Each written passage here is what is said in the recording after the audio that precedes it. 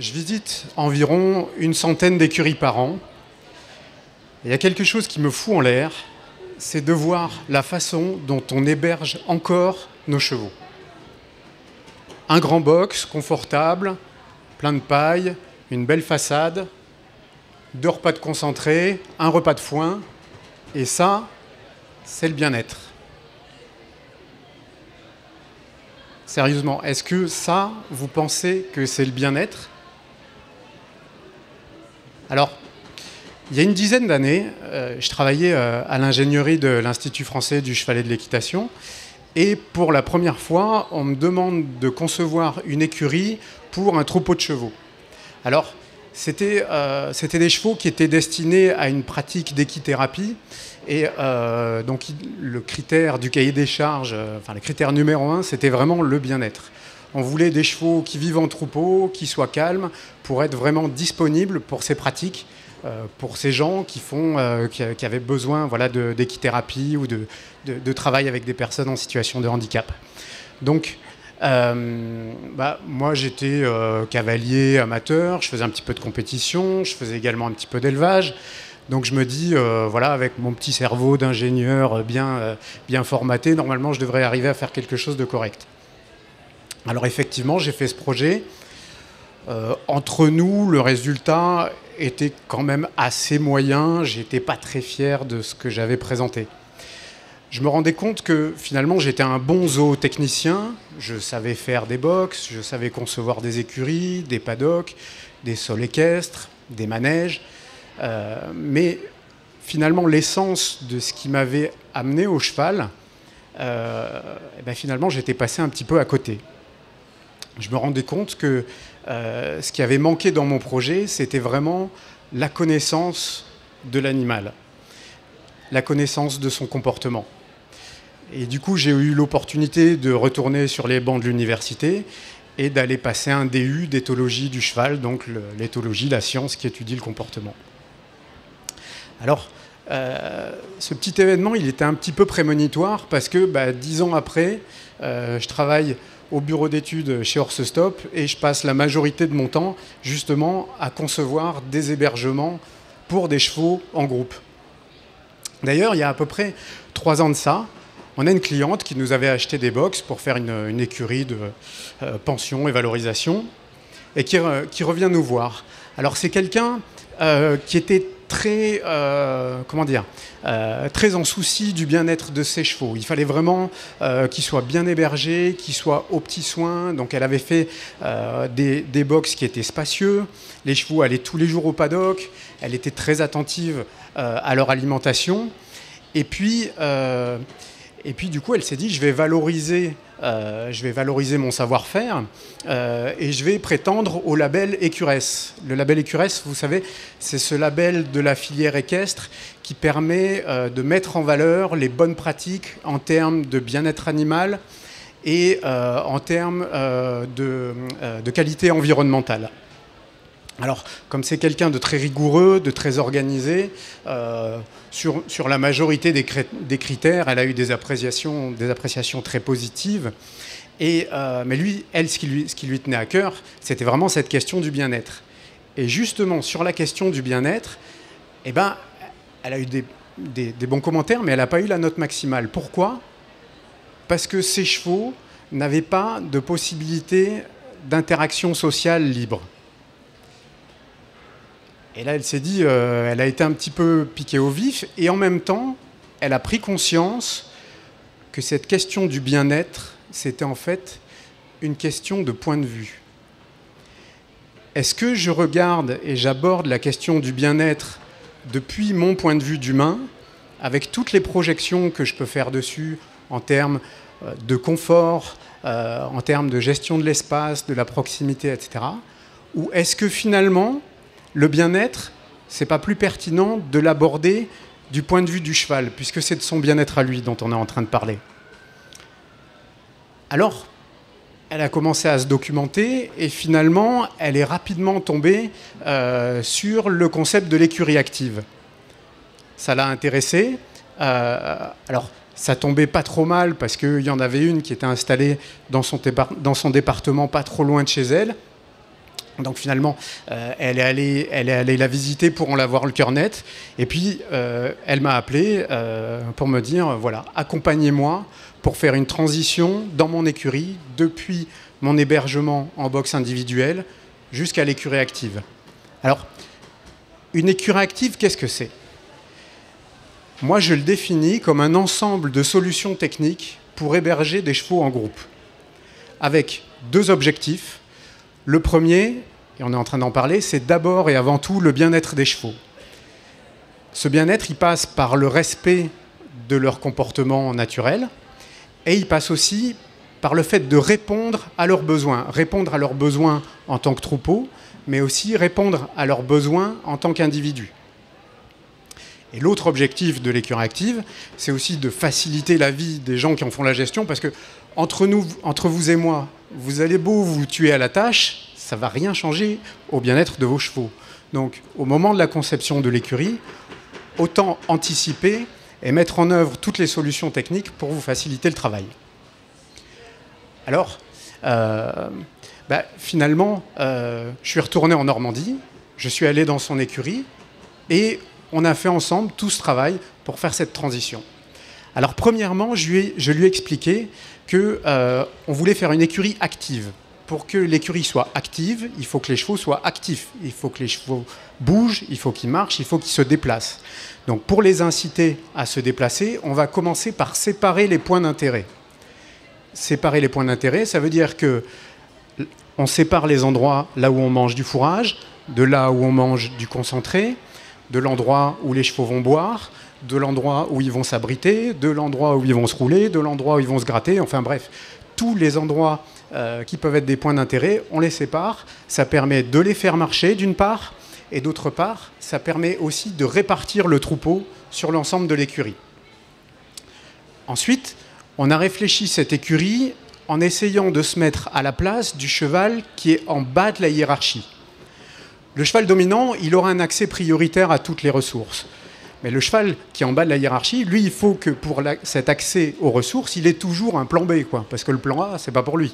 Alors, on multiplie le nombre de râteliers, par exemple, et puis aussi, ce cheval qui est en bas de la hiérarchie, il va falloir qu'il puisse éviter le dominant quand le dominant est en train de le chasser. Donc, il ne faut pas créer un angle droit dans lequel il pourrait se faire coincer.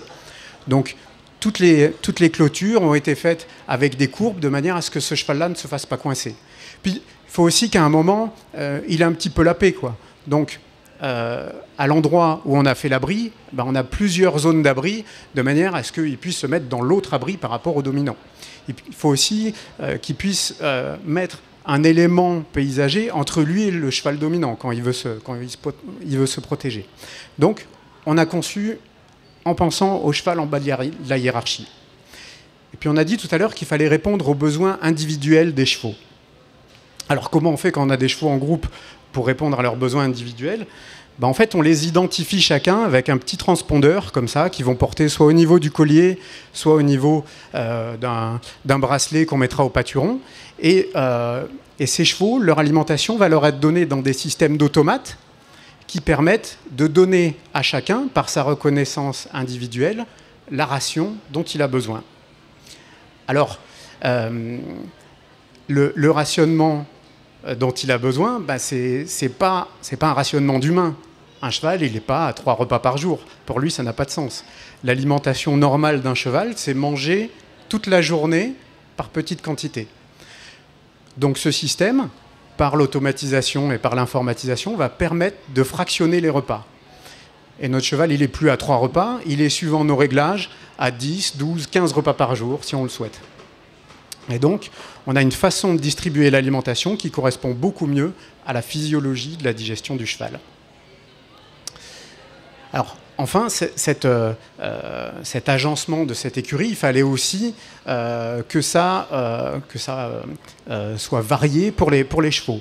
Donc, on a mis des îlots paysagers dans l'écurie qui permettent aux chevaux de profiter d'une alimentation variée avec le système des haies fourragères.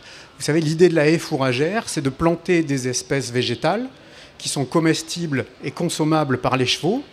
Avec le développement de cette végétation, on va leur apporter de l'ombre, on va leur donner la possibilité de s'abriter du vent, et en même temps leur offrir une variabilité alimentaire. Alors on va planter du noisetier, du frêne, du bambou, enfin il y a toute une liste comme ça d'essences végétales qui sont intéressantes dans les haies fourragères.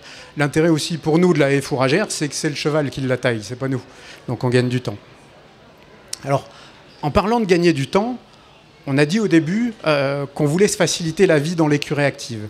Alors, on a conçu l'espace justement de manière à pouvoir mécaniser et automatiser ces tâches fréquentes, récurrentes, quotidiennes, notamment le ramassage des crottins, avec un système de balayeuse-ramasseuse qui permet d'aller vite sur cette tâche-là et d'envoyer ça directement sur la fumière. Donc finalement, on a conçu cette écurie active et puis on a choisi les entreprises de travaux. Bref, on était prêts. On était prêts à un petit détail quand même. C'est ce dont nous parlait le label Écuresse, c'est qu'il fallait remettre tous ces chevaux en groupe. Ah oui, il y a quelque chose que je ne vous ai pas dit aussi. C'est que cette écurie, c'est une écurie professionnelle de dressage. Donc on parle de chevaux de grande valeur, plusieurs dizaines de milliers d'euros, plusieurs centaines de milliers d'euros pour les plus performants. Donc on se doute bien que ces chevaux-là, qui en plus sont désocialisés depuis l'âge de 3 ans, selon les us et coutumes de notre filière, on ne va pas les jeter tout seuls d'un coup en troupeau. Alors, pour garder un maximum de sécurité, tous ces chevaux-là ont été déférés.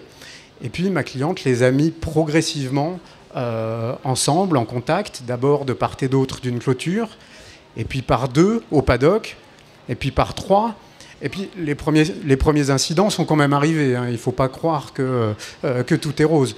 Donc on a commencé à avoir une touffe de poils, un petit coup de pied, etc. Alors, voyant ça, elle a appelé ses propriétaires et elle leur a dit, voilà, est-ce que vous êtes prêts à ce que votre cheval ait une petite blessure pendant ce temps-là? Est-ce que vous êtes prêts à ce que, s'il y a un coup de pied, il soit arrêté pendant 1 mois? Et ses propriétaires ont été unanimes et lui ont tous dit, on te suit depuis le début, on croit dans ta démarche, alors on te soutient, vas-y, on va jusqu'au bout. Et quelques semaines ou quelques mois plus tard, c'était une belle journée d'automne, je m'en souviens, je suis retourné à ces écuries, et puis tous ces petits groupes de chevaux, on les a mis ensemble dans une grande pâture. Alors moi, j'en garde un souvenir ému, parce que c'était vraiment un tableau magnifique, c'était aussi l'aboutissement d'une démarche. Et puis alors des chevaux de dressage avec des locomotions extraordinaires comme ça, en train de passager dans le pré, c'était vraiment magnifique. Et puis aujourd'hui, ça fait 1 an et demi qu'en Normandie, il y a une écurie de dressage avec des chevaux de sport qui vivent tous ensemble en écurie active. Alors, je profite de la parole qui m'est donnée ici pour lui rendre hommage, puisque cette écurie, c'est l'écurie de Perrine Carlier, qui est cavalière professionnelle de dressage. Elle est installée à Saint-Julien-sur-Calonne, à côté de Deauville. Et moi, je tiens à lui tirer mon chapeau, parce que dans ce milieu, c'était assez osé d'avoir ce type de démarche. Mais elle a montré à tout le monde que finalement, les chevaux, mettre des chevaux ensemble, c'est facile. La nature les a conçus pour ça. Ils sont nés comme ça. Le cheval est une espèce sociale. Et on les élève comme ça. Il faut juste, au moment où on va les remettre ensemble, bien se faire accompagner pour éviter les écueils ou de faire n'importe quoi. Alors si elle, dans son écurie de dressage professionnel, elle a pu le faire, je pense qu'aujourd'hui, tout le monde peut le faire.